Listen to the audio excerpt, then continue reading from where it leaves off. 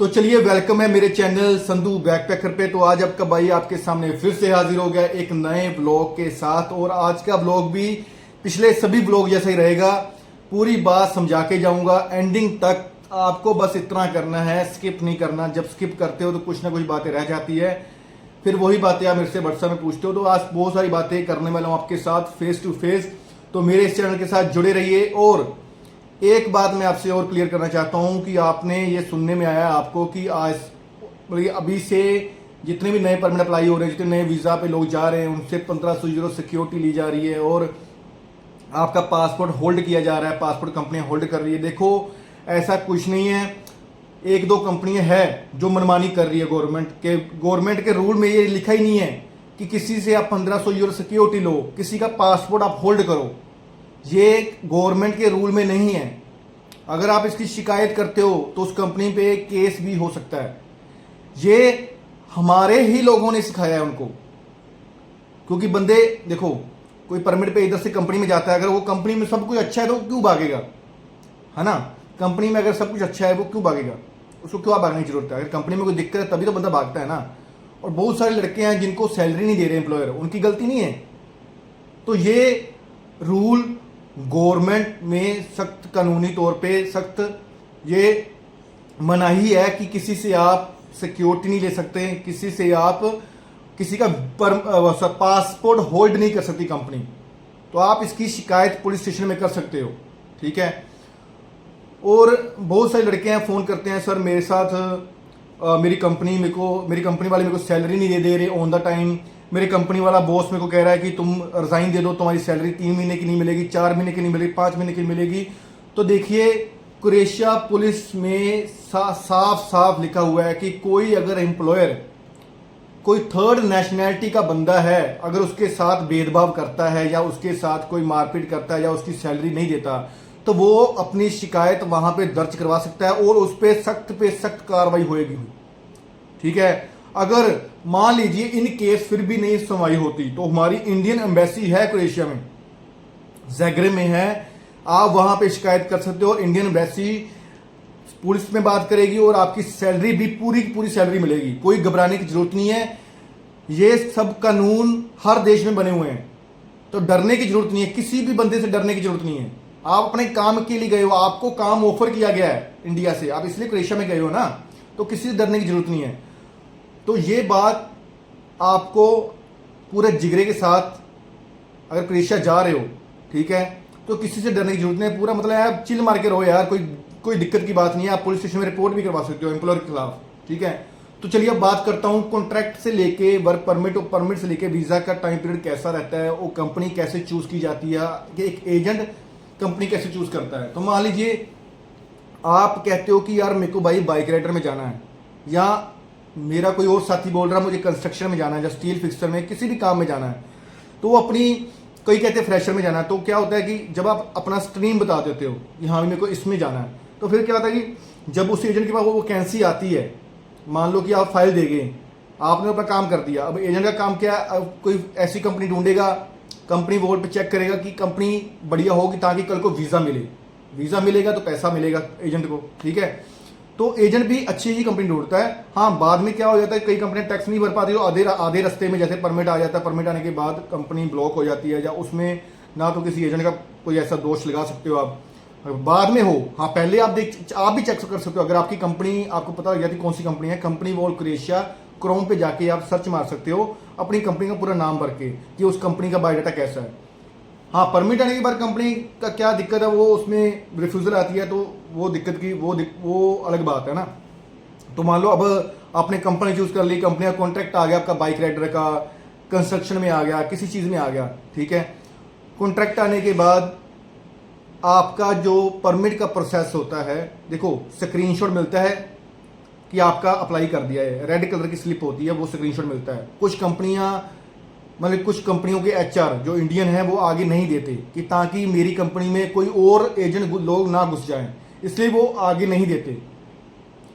Offer letter आता है, apply slip आता है, स्क्रीनशॉट आता है, उसके बाद स्क्रीनशॉट आने के बाद टाइम शुरू होता है, ना कि ऑफर लेटर पे टाइम शुरू होता है। स्क्रीनशॉट आ गया, आपका टाइम प्रोसेस शुरू। मेनली क्या है कि जो मेजर सिटी हैं जैसे जगरेब, चलो छोड़ ही दो, उसकी बात ही मत करो, बेकार हो गया जगरेब। तो 6-6 महीने परमिट नहीं आ रहे, कईयों के आ रहे हैं परमिट, कईयों के परमिट आ रहे हैं, पर कईयों के 6-6 महीने परमिट नहीं आ रहे। जनवरी फरवरी वाले रो रहे हैं बेचारे, ठीक है। और वो तो विड्रॉल ही कर लो, जनवरी फरवरी वाले, वो आप वेट मत करो, आप विड्रॉल कर लो, ठीक है। और स्प्लिट में थोड़ा टाइम लग रहा है, पूला में भी टाइम लग रहा है, और डब्रोनिक का अच्छा काम चल रहा है। डब्रोनिक में 45 दिन में परमिट आ रहे हैं, वरासदीन में भी 2 महीने में परमिट आ रहे हैं, ओसी जैक में 3 महीने में परमिट आ रहे हैं। तो परमिट का इशू ऐसा बना हुआ है कि आपका 3 महीने का मतलब नॉर्मल पीरियड लगा के चलो कि सिटी देख लो कौन सी है, मैंने आपको बता दिया, सिटी देख लो। पोजनान में भी मेरे ख्याल से नहीं, पोजनान नहीं सॉरी, एक और सिटी है हरवास्का में भी परमिट 3 मंथ में आ रहे हैं। तो परमिट 3 मंथ का टाइम पीरियड लगा के चलिए। अगर आपको अप्लाई स्क्रीनशॉट मिल जाता है, 90 दिन का वर्किंग पीरियड, जिसमें सैटरडे संडे निकाल दो, सैटरडे संडे काम नहीं होता, 90 दिन का टाइम लगा के चलो, जो 4 महीने आई थिंक बनते हैं। तो आप मान के चलो कितना टाइम परमिट लग जाएगा, ठीक है। उसके बाद परमिट आने के बाद मेरे ख्याल से जो देखो जो नॉर्थ साइड वाले हैं वो दिल्ली जा सकते हैं, और दिल्ली की बायोमेट्रिक हमारे पास हर वक्त अवेलेबल रहती है, हर वक्त, ठीक है। आप जब मर्जी ले लो हमारे पास। आप कहोगे मुझे 1 तारीख चाहिए या 2 तारीख चाहिए, वही मिल जाएगी। आप कहो 9 या 10 तारीख चाहिए, वही मिल जाएगी। आप कहो 16, 17, 18 में चाहिए, वो भी मिल जाएगी। 20, 22 मिल जाएगी। हमारे पास 1 महीने में कम से कम दिल्ली की बहुत सारी बायोमेट्रिक, या मुंबई की, बेंगलोर की, कलकत्ता की, हैदराबाद की बहुत सारी बायोमेट्रिक अवेलेबल रहती है। हम फाइल भी तैयार करते हैं, जैसे D visa form, travel show, dummy ticket, covering letter सब तैयार करते हैं। तो आपका पूरा फाइल का प्रेपरेशन अच्छे तरीके से कर सकते हैं। तो अगर कोई करवाना चाहे तो आपका वो प्रोसेस रहता है। परमिट आने के बाद आप पूरा अपना फाइल रेडी करो, बायोमेट्रिक करो, बायोमेट्रिक करवा के। और दिल्ली में नॉर्मल हमेशा, दिल्ली में हमेशा देखो, मुंबई में तो प्रीमियम करवानी ही पड़ेगी आपको, धक्का मुक्की चलता है वहाँ पे, वो हरामी 1 नंबर के हैं मुंबई VFS वाले। पर दिल्ली जो जा रहा है वहाँ पे 11,600 में काम हो जाता है। नॉर्मल में करवाओ, उसको बोलो मुझे ऐसा वैसा काम नहीं चाहिए, मुझे एक SMS सर्विस चाहिए और मुझे कोरियर सर्विस चाहिए, मुझे और कुछ नहीं चाहिए, ठीक है। बस इतना मांगो, 11,700 में आपका काम निपट जाएगा, 12,000 भी नहीं लगेगा, ठीक है। तो दिल्ली में चुप करके जाओ, करवा के आओ। मुंबई में तो यार 17,100 ले रहे हैं, कोई 16,000 ले रहा है, 18,000 ले रहा है, तो बेकार है। हैदराबाद भी सही है, हैदराबाद में 11,000 में हो जाती है। तो 11 उनकी जो फीस है, VFS की फीस है 11,000 रुपये, फाइल का तो अलग से चार्जेस होता है, 11,000 जो उनकी फीस है। तो वहाँ पे अगर बायोमेट्रिक हो जाती है, जिस दिन आपको स्लिप मिल जाती है, बायोमेट्रिक फिंगर होते हैं, आपकी फाइल जमा होती है, वो उसके बाद फिंगर होते हैं, ठीक है। तो हाँ, जब आपको पता लग गया कि मेरे 10 दिन बाद ऐसे 10 दिन बाद फिंगर हैं, तो कोई भी काम ऐसा नहीं करना है जिसके कारण मतलब हाथ के जो ये उंगलियां होती हैं, जहाँ पे छोटी छोटी लाइंस होती है उंगलियों में, कोई भी ऐसा काम नहीं करना कि उस लाइंस पे, मान लो कि कोई खेती बाड़ी करता है, जहाँ मतलब कई का यूज़ करते हैं, या कोई मजदूरी करता है, तो वो वाला काम 10 दिन ना करे, ठीक है। तो जब बायोमेट्रिक देने आना, तो हैंड से सैनिटाइजर यूज़ करके, उनके पास सैनिटाइजर पड़ा होता है जो बायोमेट्रिक करवाते हैं, हैंड से सैनिटाइजर यूज़ कर अच्छी तरीके से पहले हाथ धोने हैं पहले, तो फिर बायोमेट्रिक देनी है। कई बार क्या होता है, डस्ट हमारे हाथों में होती है, तो बायोमेट्रिक अच्छे तरीके से नहीं होती, तभी लोगों की री-बायोमेट्रिक आती है। तो वो तो कर देते हैं, वो तो उनको पता है पैसा मिल रहा है, वो तो कर देते हैं, उनको कोई दिक्कत की बात नहीं, किसी का समा खराब होता है। तो आप अच्छे तरीके से पहले साबुन से हाथ धोइए, फिर उनके पास एक एक्स्ट्रा चीज़ पड़ी होती है, उनसे हाथ धोइए, तो उससे हाथ साफ कीजिए, तो सैनिटाइजर से, तो फिर आप बायोमेट्रिक दीजिए। तो बायोमेट्रिक देने के बाद जब आपको स्लिप मिल जाता है बायोमेट्रिक का, ठीक है, तो उसके स्लिप मिलने के बाद 1 या 2 दिन में आपको SMS आ जाता है कि आपकी जो फाइल है वीज़ा कॉन्सुलेट के पास पहुंच गई है, या वीज़ा ऑफिसर के पास पहुंच गई है। तो तब से आपका काम शुरू होगा फाइल का। तब से आप मान के चलिए, जब आपका मैसेज आ जाता है कि आपकी फाइल कॉन्सुलेट के पास पहुंच गई है, तब से आपका काम शुरू होता है। तो सैटरडे संडे कोई भी काम करवा रहे हो, सैटरडे संडे बीच में से निकाल दो, कि मान लो सैटरडे संडे है ही नहीं, 5 दिन काम होता है क्रोएशिया में, और 5 दिन काम होता है एम्बेसी में, 5 दिन काम होता है VFS में, ठीक है। तो वो 6वां और 7वां दिन निकाल दो, ठीक है। तो उसको निकाल के जितने वर्किंग डेज बन रहे हैं मैं आपको बता दिया है। परमिट का प्रोसेस आप मान के, अगर मान लो 45 दिन में भी आ रहा है, 1 मंथ में भी आ रहा है, तो अच्छी बात है, पर 3 मंथ मान के चलिए, ठीक है। 15 दिन मान के चलिए ऑफर लेटर और TTR के लिए, तो 45 से 90 दिन मान के चलिए, मतलब कि आपका वीज़ा लगने तक। तो मान लो अगर पूरा प्रोसेस मान के चलो, तो 6 से 7 महीने का आपके बाहर जाने तक का प्रोसेस है। और अब मान लीजिए आपका वीज़ा लग गया, तो आपको फ्लाइट कैसे करना है? आपको फ्लाइट अपने एम्प्लॉयर से पूछ के करना है। अपने एजेंट को बोलिए मेरे को मेरे एम्प्लॉयर का नंबर प्रोवाइड किया जाए, ताकि एयरपोर्ट पे कोई पूछताछ हो। हाँ, एयरपोर्ट वाले जब आप इंडिया से चढ़ जाओगे, पहली बात तो आपको कौन सी एयरलाइन लेनी है।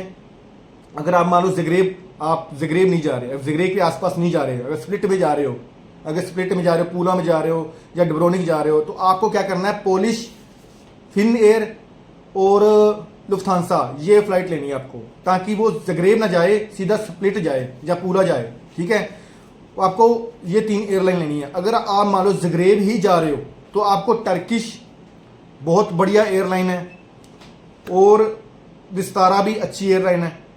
ठीक है, इसके अलावा गल्फ की कतर एयरलाइन, वो भी अच्छी एयरलाइन है। तो ये एयरलाइन आप ले सकते हो कि जहाँ पे आपकी स्टे होती है। बट काम कहाँ फंसता है, वीज़ा तो लग जाता है, काम कहाँ फंसता है, काम फंसता है ज़ग्रेब में। ज़ग्रेब में क्या होता है, कई बार ना आप जहाँ से मान लो इंडिया से जा रहे हो, तो आपके पास क्या डॉक्यूमेंट होने चाहिए ये बताना चाहता हूँ। आपके पास passport, ticket, work permit, contract letter, accommodation letter आपके पास होनी चाहिए, और एम्प्लॉयर का कॉन्टैक्ट नंबर और पीसीसी जो अपोस्टल करवाई है आपने, वो आपके पास ओरिजिनल होनी चाहिए। ये नहीं है कि मतलब वो फोटो स्टेट ले जाओ। जो पीसीसी आपने अपोस्टल करवाई है, दिल्ली से करवाई, कहीं से भी करवाई, वो आपके पास ये स्टिकर होता है, वो आपके पास ओरिजिनल होना चाहिए। वो कोरियर करवाओ अपने पास, कि वो पीसीसी ओरिजिनल नहीं लेके गए तो टीआरसी नहीं बनेगा। सब डॉक्यूमेंट अपने पास रखो, एक फाइल में रखो। तो ज़ग्रेब एयरपोर्ट पे आपसे वो आपके एम्प्लॉयर का फ़ोन नंबर पूछेंगे। 100 में से 90% तो वो पूछते ही पूछते हैं, 10% आपकी किस्मत अच्छी है तो वो आपके एम्प्लॉयर को कॉल करेंगे कि ये बंदा ज़ग्रेब एयरपोर्ट पे पहुंच गया है, क्या आपको इस बंदे की ज़रूरत है, क्या ये बंदा मैं रिलीज़ कर दूं? तो वो आपसे बात करके ही आपको जाने देंगे, नहीं तो नहीं जाने देंगे आपको। अगर उसने बोला कि इस बंदे की मेरे को जरूरत नहीं है, तो आपको वो नहीं बाहर निकलने देगा ज़ग्रेब एयरपोर्ट पे। तो एम्प्लॉयर का नंबर अपने एम्प्लॉयर का नंबर अपने एजेंट से जरूर लेके जाइए, ये बात बहुत जरूरी है। और जो एशियन एयरलाइन है, उनकी जो टिकट है वो अप्रोक्सीमेटली 35,000 से लेकर 40,000 पड़ जाती है। ठीक है, और जो मतलब पोलिश है, फिन एयर है, जो लुफ्थांसा है, उसकी 45 से 50,000 की पड़ जाती है। ज़्यादा डिफरेंस नहीं है, बस थोड़ा ही डिफरेंस है उसमें। ठीक है, तो अच्छी सभी एयरलाइन अच्छी हैं, कोई बुरी नहीं है। मतलब मैंने आपको जो बताई है, सभी एयरलाइन एक नंबर एयरलाइन है, किसी में दिक्कत नहीं आती। और लगेज का आपको पता ही है कितना लेके जाना होता है, 30 किलो और 7 किलो, किसी में 23 किलो और 7 किलो होता है, तो वो अपने हिसाब से आप देख सकते हो। तो बाकी ये चीज़ मैंने क्लियर किया। अगर फिर भी किसी को कोई डाउट रह जाता है, देखो अभी वीज़ा परसेंटेज अच्छा चल रहा है।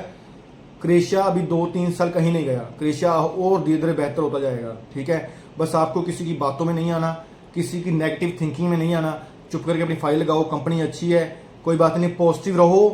पॉजिटिव थिंकिंग रखोगे, हमेशा पॉजिटिव चीज़ ही देखने को मिलेगी। अगर नेगेटिव सोचोगे तो नेगेटिव चीज़ें ही देखने को मिलेगी। ठीक है, अगर कोई फिर भी कोई डाउट रहता है तो मेरे से पूछ सकते हो। Thank you.